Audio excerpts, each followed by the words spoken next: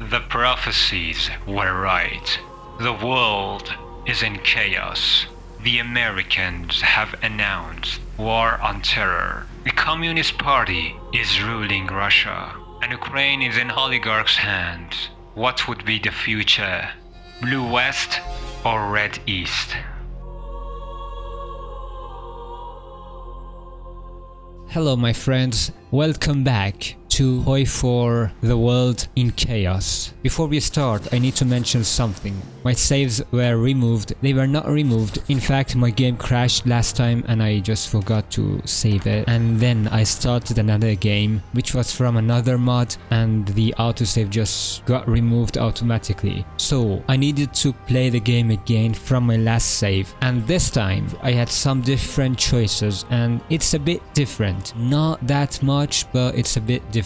So let's see what happened. And by the time I'm editing this video, the new version of Millennium Dawn, the mod that we're playing on BEFORE, has just released its new update 1.7, and it has changed the game a bit. I've not tried it yet, but in the future games it might be different. So let's go. Our technologies were similar to the prior time, that's nothing important, but this time I managed to keep the oligarchs' popularity much higher. Their popularity is almost 16% and PRRU is about 21%, but SPU is the most powerful party, which has 23% popularity. And look at this beautiful son of a bitch. We can now demand the return of the Crimea, which is being captured by Russia. But we are not doing it right now because it's so freaking dangerous and we don't want to do it. Our stability of the regime, or SOR, is 71% and chance of revolt 21.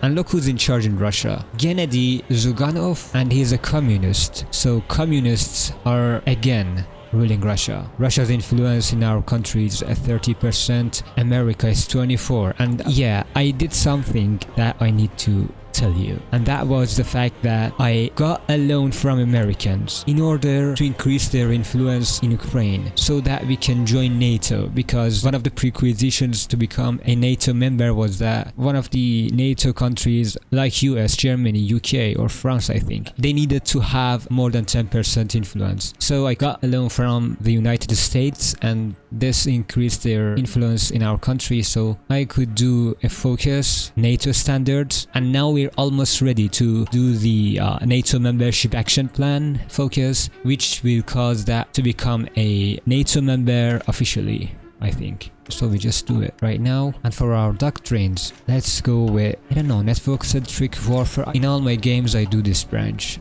And we do some Spirit of Air Force command, choose centralized control to increase air mission efficiency. Aung San Suu Kyi is released. The freaking Illidan is released. We continue to spread our influence in Indonesia because why not? It's a very useful country. NATO focus is done. And look at this one. Invitation to NATO. The United States and allies have approached us and urged us, in order to protect liberty and world peace, to join NATO for mutual benefits. We accepted, why not? I'm not sure by becoming a NATO member it will increase our expenses.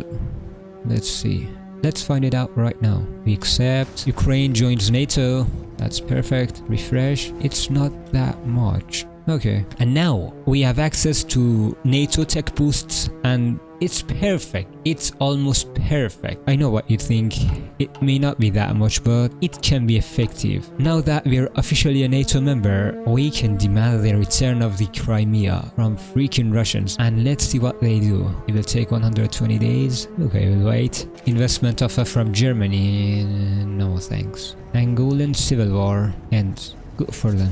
Now we micro our building queues. And let's not forget Indonesia. Russia returns the Crimea. That's perfect. Peace now and forever. Our opinion of Russia will increase because we lost our rival trait, I think. 5% more stability and 150 PP. That's perfect. Now, of course, we'll control Crimea from now. Let's unlock one more land doctrine. China attacks our influence in Indonesia. Why the freak? Damn you, Jiang Zeman.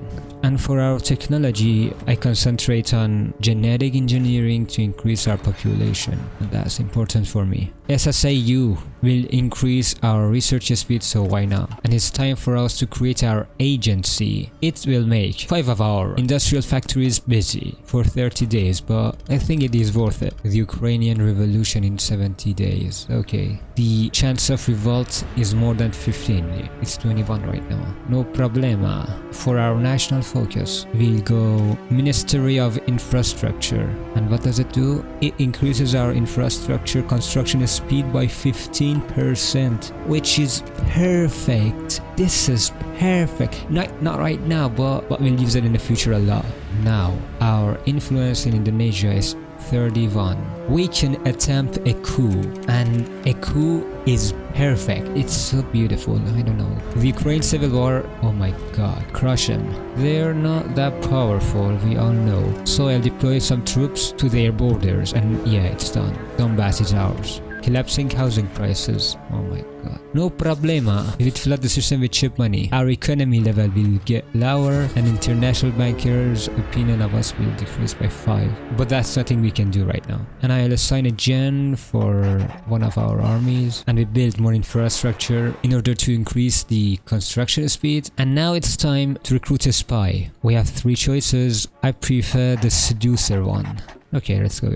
And where will we send her? Of course, Indonesia. We don't have enough resources for our production, but unfortunately we cannot solve this problem right now. I mean, we can solve it somehow by changing our trade laws, but I prefer to stay like this. Now we can change our corruption. We decrease our corruption level by 1, and of course we know all the benefits of this decision. For our national focus, we go with national revisionism, which increases the popularity of nationalists, and it will give us war support, about 2%. I don't want to strengthen the nationalists, but this focus will lead us to more complex and kinda important focuses, I think, and that's the reason. For our researchers and for our technology, I'll do UMTS, which increases our enforce rate and military industry output. With closer ties with EU, and that's because we want to become a European Union member, because we've just chose West over East and Russia. Okay, now it's time for our spy to boost our ideology in Indonesia, the non-aligned outlook. Oh, the election will be in 2 weeks. The talks begin.